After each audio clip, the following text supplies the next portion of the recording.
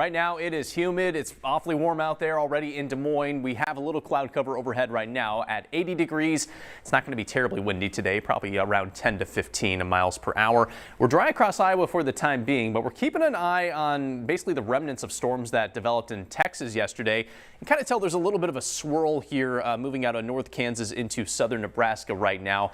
That is going to be tracking north-northeast this afternoon and will help trigger a new line of showers and storms this afternoon. So as that lifts northward, we should see some storms develop in western Iowa and eastern Nebraska. Eventually that rolls into Minnesota late in the day today. So this is going to be a little bit earlier in the day for a severe weather threat. It's primarily going to be this afternoon that we're watching for severe weather potential in western Iowa. Level 3 risk in far northwest Iowa. Level 2 once you get a little bit farther to the south and east.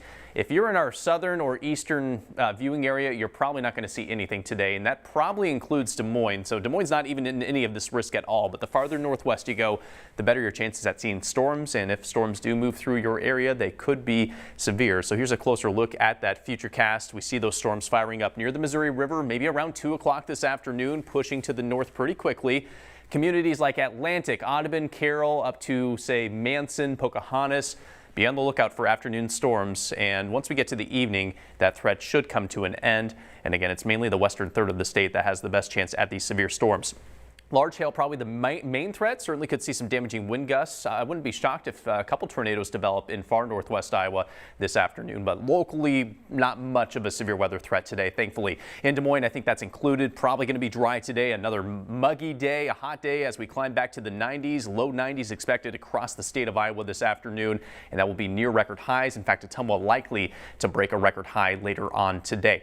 Let's fast forward to Thursday. It's going to be dry during the daytime, another hot and muggy day, and then a cold front's going to bring storms out of Nebraska and South Dakota into western Iowa tomorrow evening. Those again could be severe. Eventually we should see some of those showers and storms move into central Iowa late on Thursday night, but by that point we're losing the energy for severe weather, so it's unlikely that we see severe storms near the I-35 corridor, including Des Moines, but could be a wet start to Friday. Here's the outlook from the Storm Prediction Center for Thursday night. It does have Des Moines and Ames in a level 2 risk, but again, I'm not terribly concerned about the severe threat here locally.